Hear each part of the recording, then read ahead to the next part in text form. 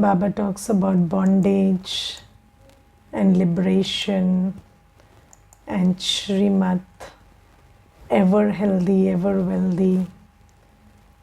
Baba also talks about being serviceable and also makes us understand what disregard is. But I would like to begin with bondage and liberation. And in my understanding, liberation, freedom is a very important virtue. I can say the most important, because all other virtues are subject to freedom. If there is no freedom, then you might have many rights, but they don't work for you when you call upon them. So, Baba has told us that I, as a soul, am very virtuous, very powerful. My Baba, my Father, is the ocean of power. He is the ocean of purity. He is the Almighty. But still, we are living miserable lives. Yes. Why? Because we are in bondage. And anybody who is a bondage is a slave, and a slave has no choice.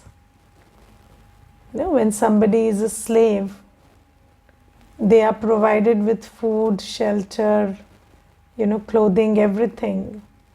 But only when the master allows. The slave cannot command it, demand it. So that's the law. Now, when Maya permits us, we enjoy. When our vices allow us, then we feel peace, happiness, everything. So every soul, there is no soul on earth who has never tasted peace or happiness or power or love. Everybody has tasted.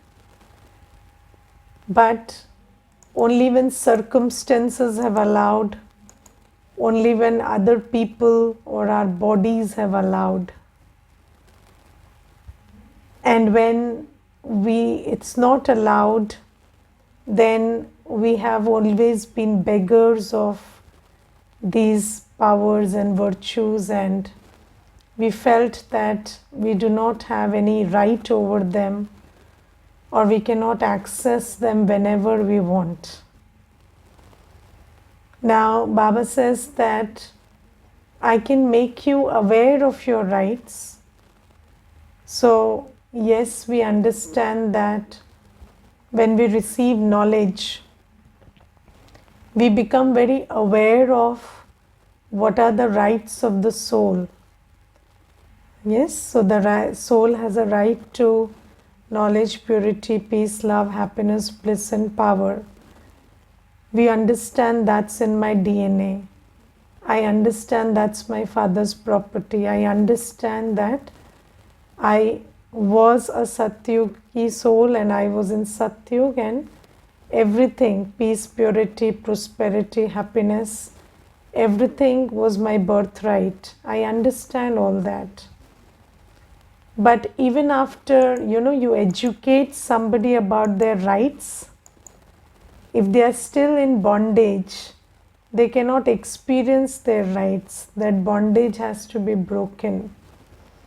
So similarly, although we receive an understanding and education about what I as a soul am entitled to, there is still a lot of bondage. And for this, Baba says that we need to have yoga power. Yes, every day Baba says that develop soul consciousness, remember me, practice purity, do seva. All of that to break the bondage. Now today Baba very clearly specifies what are the bondages. So Baba says, to become a Brahmin means to be liberated from any bondages of your body, your bodily relationships and facilities. So we have these bondages. So we have bondage of the body, we have bondage of bodily relationships, and we have bondage of facilities. Yes. So when we are a true Brahmin, we are free from these bondages. Correct? Now, let's understand what is the bondage of the body. So, the body has so many things. The body has sense perception, the body has hormones, the body has, then the body is pretty subservient. So, the soul is pretty subservient to these things. Yes, so when I am in the bondage of the body, then I am under the influence of these sense organs and influence of my mood and influence of my hormonal changes. Yes, so everything influences me when I am in the bondage of the body. And when you say bondage, so you see that Baba says that you can claim your birthright and not just feeling peaceful or happy in the moment, but also doing the Purusharth, which will give us 21 births of health, wealth and happiness. Okay, so the bondage is not just about the bondage of the moment that right now I'm not able to feel happy. Let's think about something. You see, like you saw something and you want it. The desire, yes, which emerges when you see something. And then you want to be at peace, but you can't be at peace. Or you're feeling your body is tired, or you're feeling lazy. Now that has got everything to do with the body. Now when you're under the influence of the body, then you cannot feel happy or rested or at peace if that is the condition. But when we are talking about bondage, it is not just about the freedom in the moment to experience peace or happiness or joy, or the freedom to be loveful or peaceful or pure. That's not just it. But also, the freedom to apply Baba's Shrimad. So Baba has given the Shrimad to remember Baba. Baba has given the Shrimad to be pure, and Baba has given the Shrimad to do seva. And when we say Brahmin, a Brahmin means somebody who fulfills the duties of being Baba's child. Yes, so somebody who is Brahma's. So Shiv Baba has given us birth through Brahma Baba's mouth. And when we do justice to this birth, so that is when we call ourselves a Brahmin. But how can I do justice to this birth as a Brahmin if I am under the bondage of my body? Yes, if my body is full of desire or laziness or tiredness or hunger or this or that, then can I meditate at that time? Can I remember Baba? Or can I do seva? So somebody who is in the bondage of the body cannot follow Shrimad, cannot be a Brahmin. Then there is the bondage of bodily relationships. Now, what is the bondage of bodily relationships? So there is a programming inside us that I belong to my bodily relationships. And whatever I call mine belongs to them. Yes? So their desires, their opinions,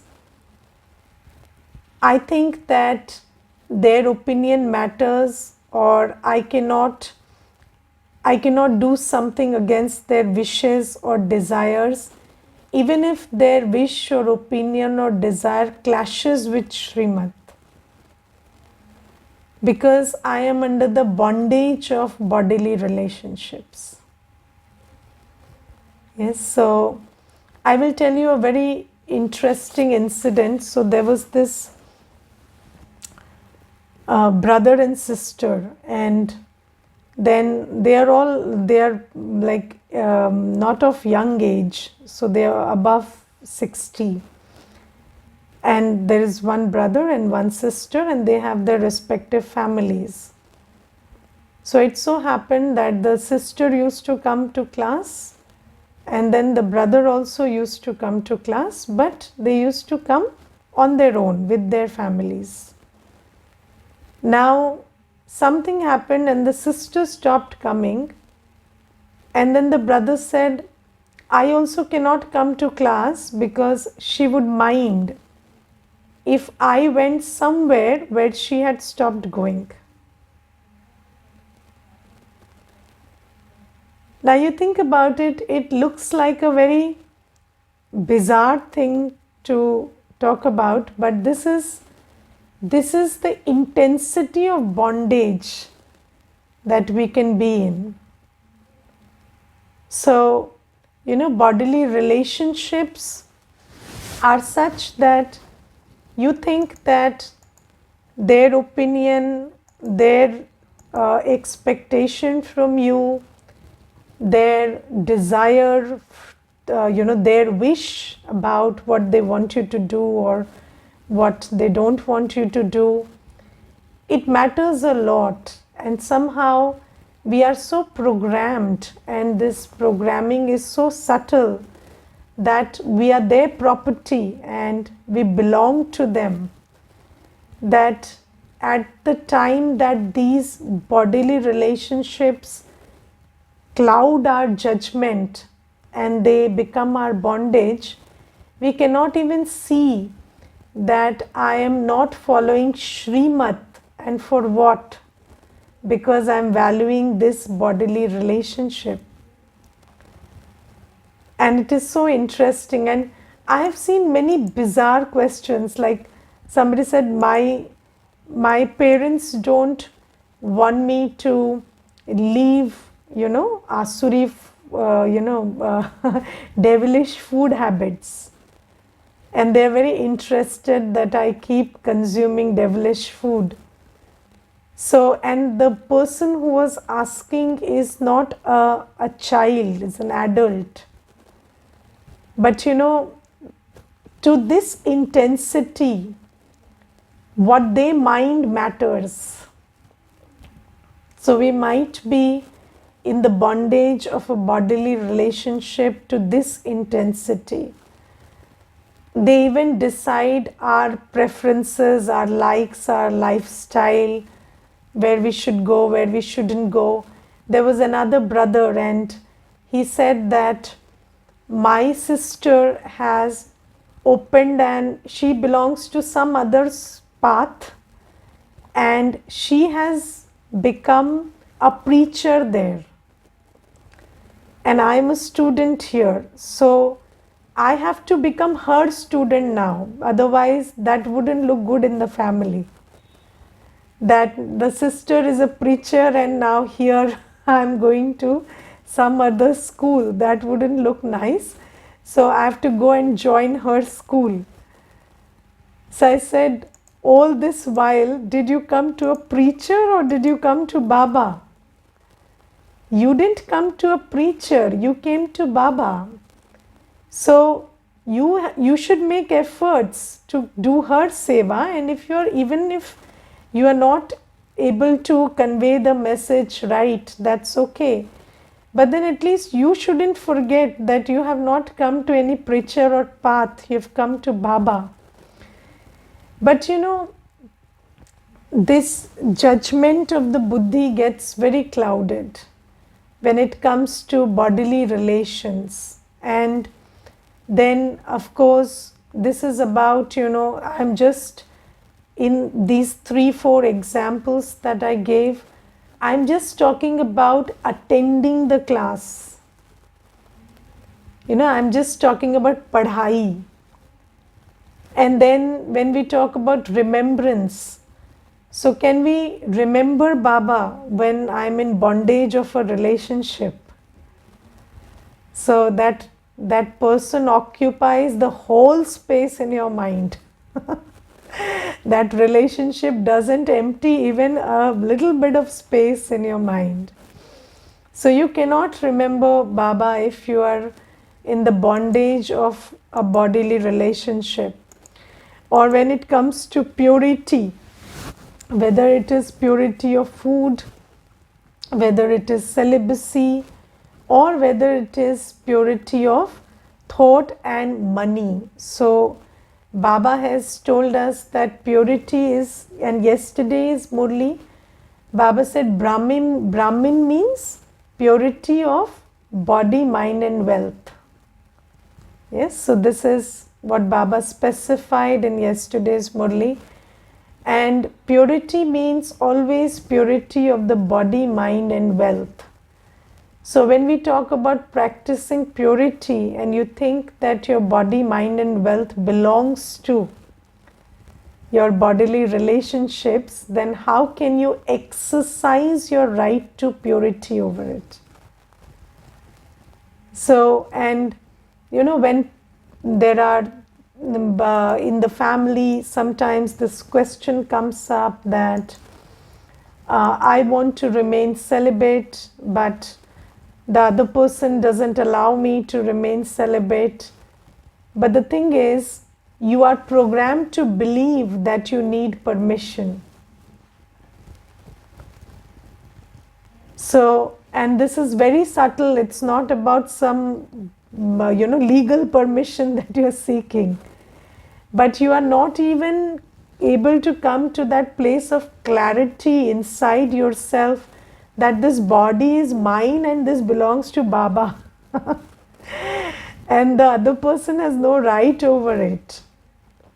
So, or when it comes to pure wealth means wealth that is sacrificed in Baba's seva.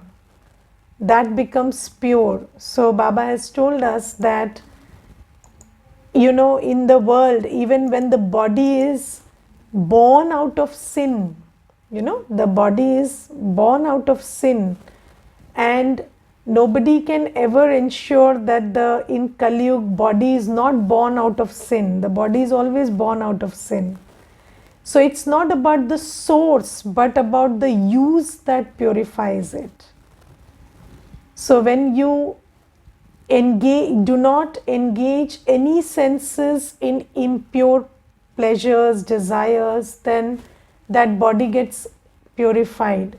Similarly, when the wealth, even if it is inherited or whatever, you don't even know the source sometimes, right? So when you know the source, yes, you take care that you use clean methods to earn it, but sometimes you don't even know the source, but then the use purifies it. So Baba says that is pure wealth which is used in Yajna Seva. Or even the mind, even if it is suffering from illness or whatever, but when you start remembering Baba through the mind, then that purges it.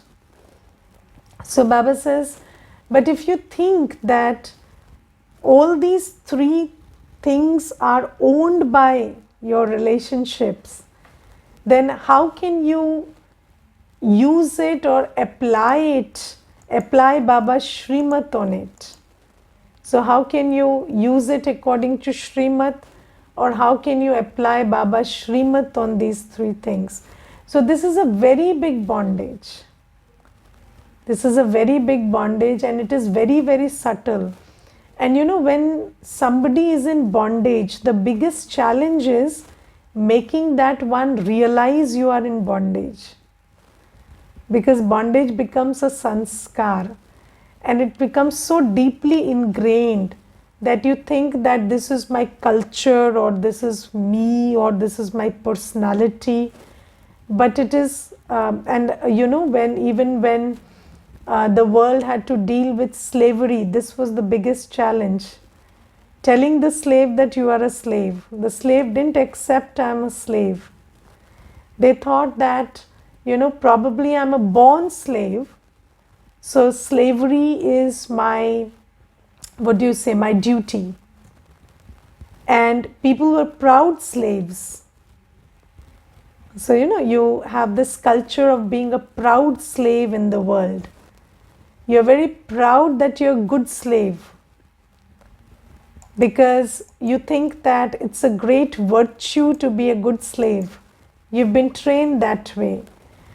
So even we souls are trained to believe that be a good slave. So, there are some people who say that, when my spouse has all the rights over my body, mind, and wealth, and then that is supposed to be a very good virtue in you. So people think that it's very nice. So it's supposedly taken to be trust. So you think that is trust, but that's suicide. That's not trust. So that is spiritual suicide. So Baba says that, this is how Baba is at least creating an understanding of how much in bondage we are. But again, just the understanding is not enough, because people might get motivated for some time, but then until and unless you do the deep inner work that liberates you from this slavery. And what is that inner work also Baba has discussed in the blessing, so we'll come to that. But first let's understand the bondage. So then the third bondage is that of facilities.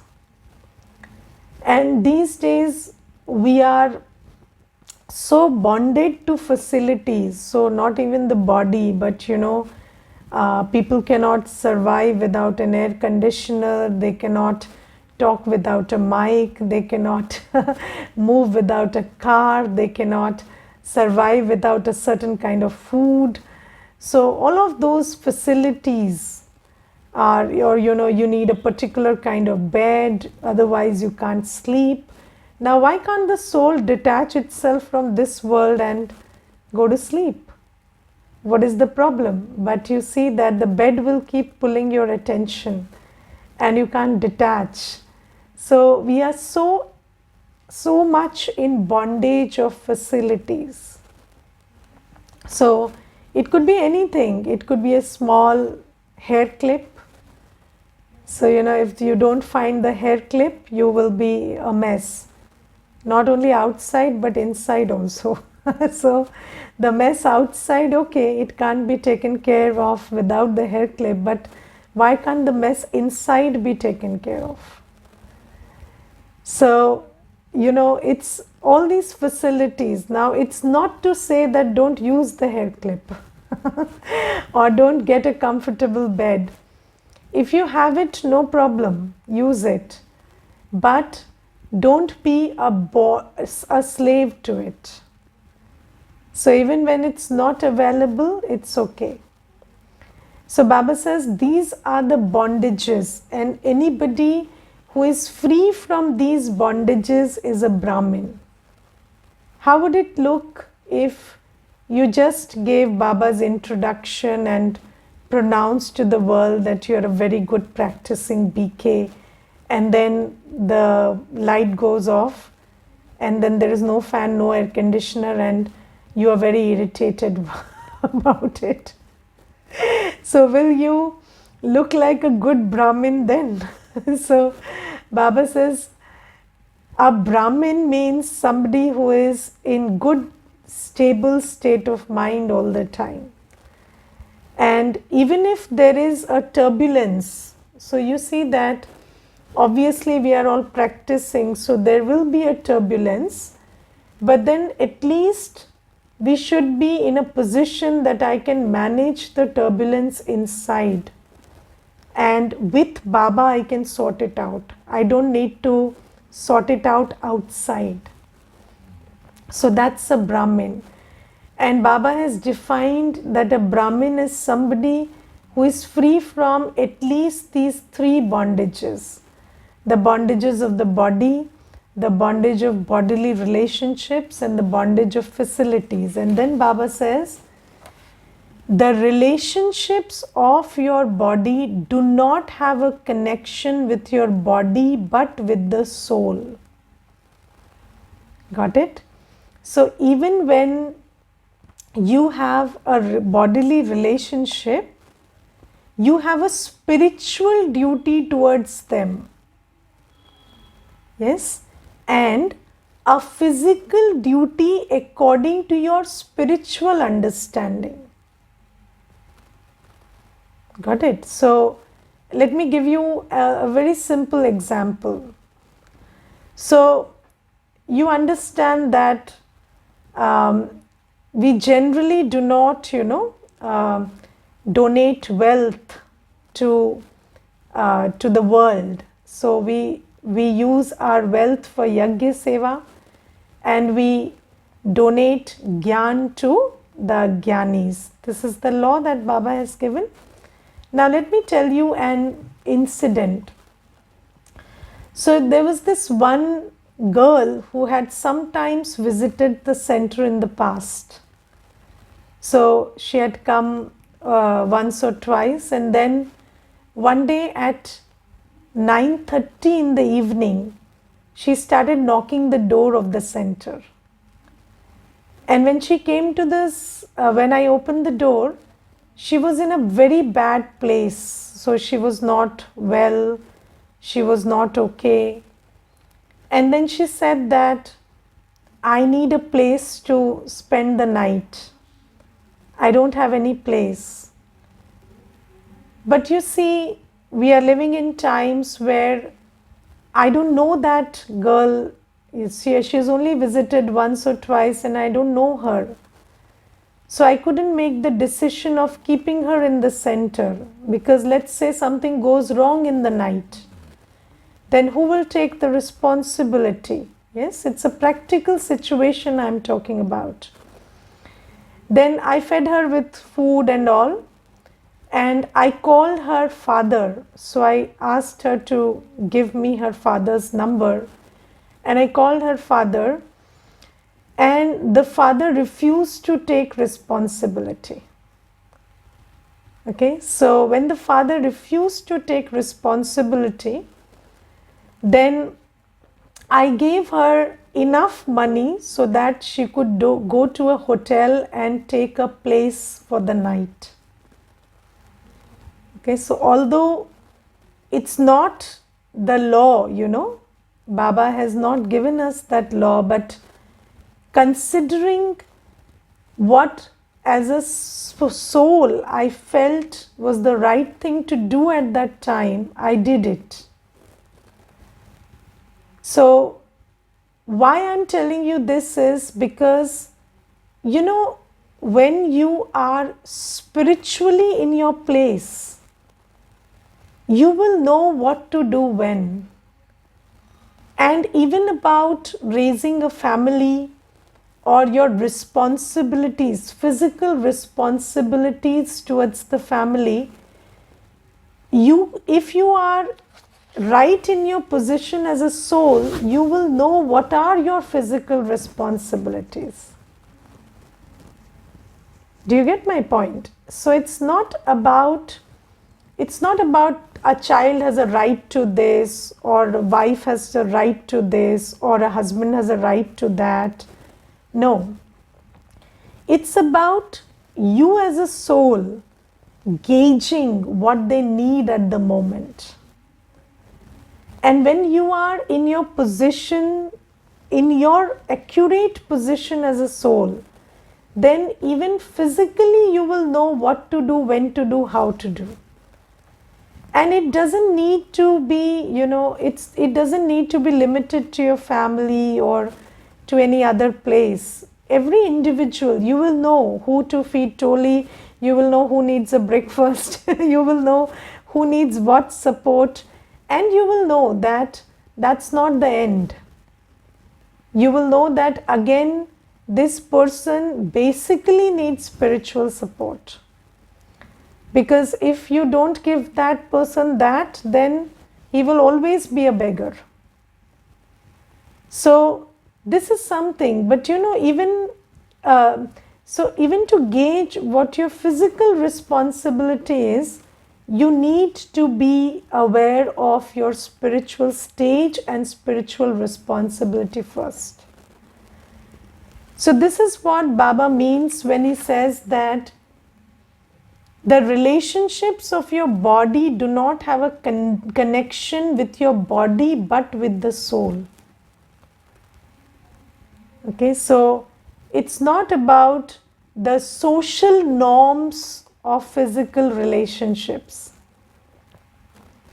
It's about the spiritual sense of what you need to do for the other, even if it's a physical action. So that is what I think Baba means by this.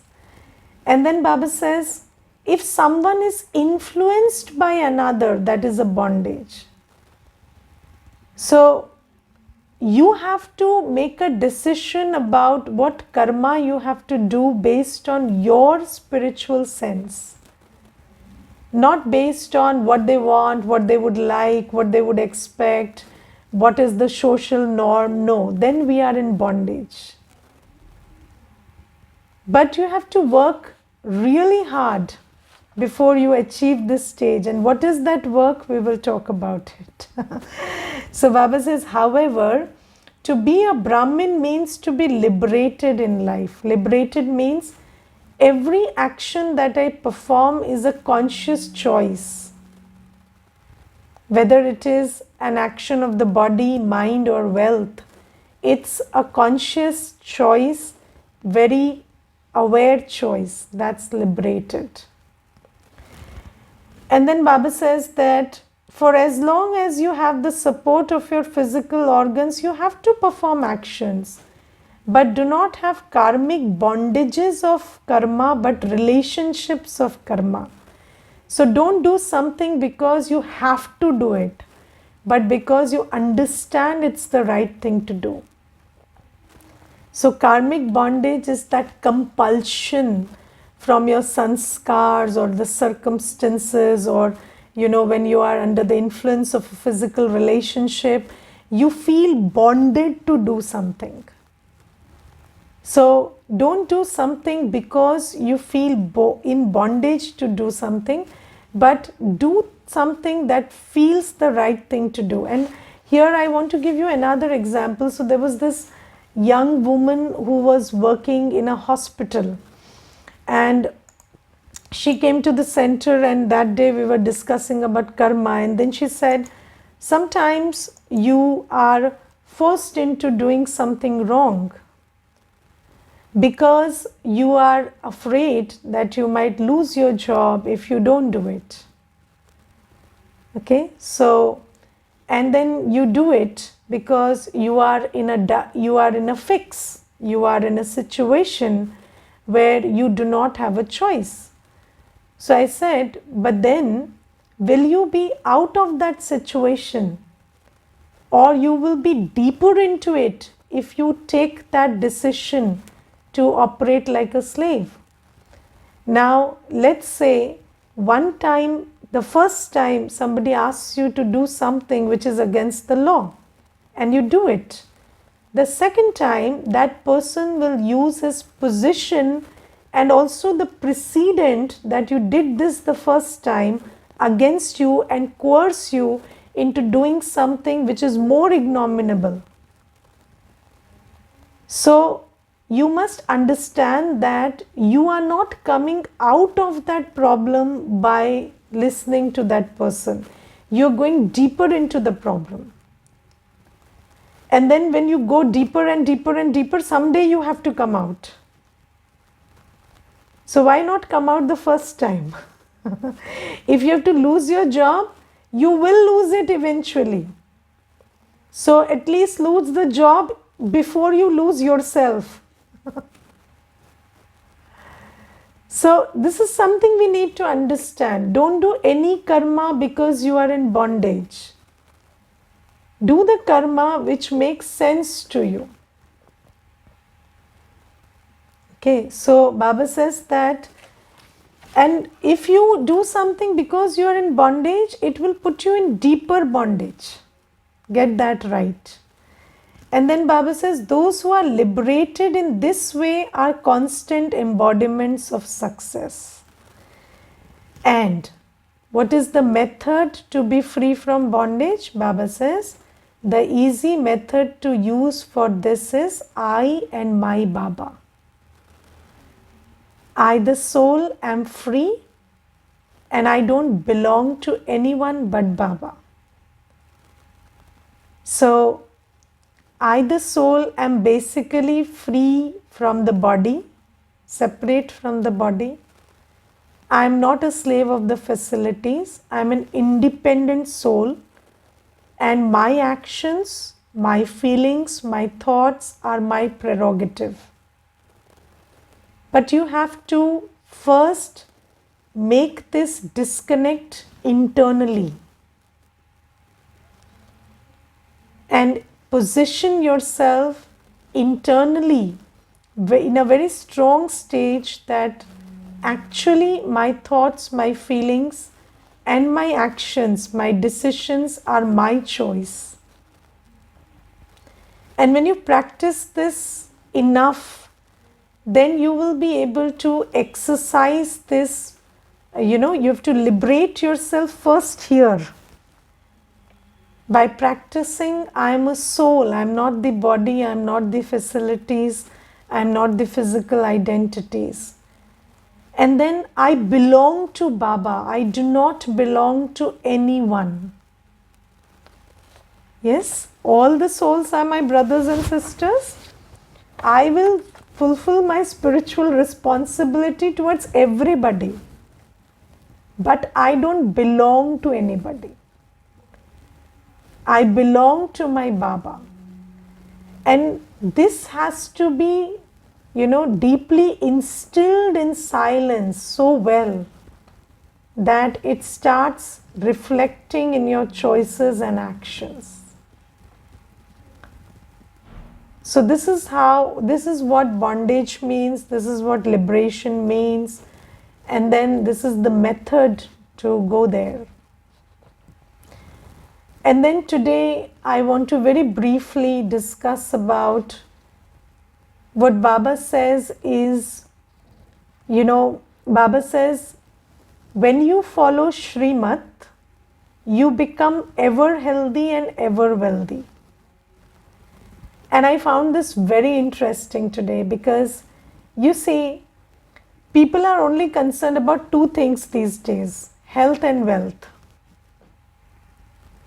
Yes, they're always concerned about health and wealth. And they are following many methods for health and wealth. Yes, so I will tell you, there are so many bizarre methods that somebody says you do a puja and your disease will go away. Yes, or this guru will be pleased and then you will be very wealthy. But people believe in these methods, don't they? So there are so many bizarre methods people follow for health and wealth. So people are eating stuff that is very, very bizarre, and then people are engaging in activities and thinking of methods which will make them wealthy, which do not have anything to do with logic. And then Baba says that even if those methods work, then it's temporary. So you get some wealth, you get some health, temporary. And then Baba says, I am teaching you a method which may not look very logical to you in the first instance. So Baba says, if you remember me, you will be healthy. And if you do seva, and if you apply the points of knowledge and become pure, you will be very wealthy. And Baba says that maybe you don't understand logically that this is the method to be ever healthy and ever wealthy. Not temporary healthy and wealthy, but 21 births of health and wealth. But Baba says that I will give you an example for that. And Baba gives the example of sannyasis in Dwapar Yuga who are pure, and Baba says that they used to go to the jungle and sit there in isolation, and all the facilities used to reach to them from the city to that place. Why? Because of yoga power. And Baba says, even if you don't understand yoga power, people have seen working that. And they had yoga with Brahma, the home, not with Baba. And Baba says, now I am teaching you that yoga and that karma, which will make you ever healthy and ever wealthy. So even if it doesn't fit into your logic, does it fit into your logic that this guru will sprinkle water and somebody will get wealthy? No, but people do that. So even if it doesn't fit into your logic, do this. And this is the method to be ever healthy and ever wealthy. And this is a very important point that Baba makes. And there is a lot of directions for Kumaris today.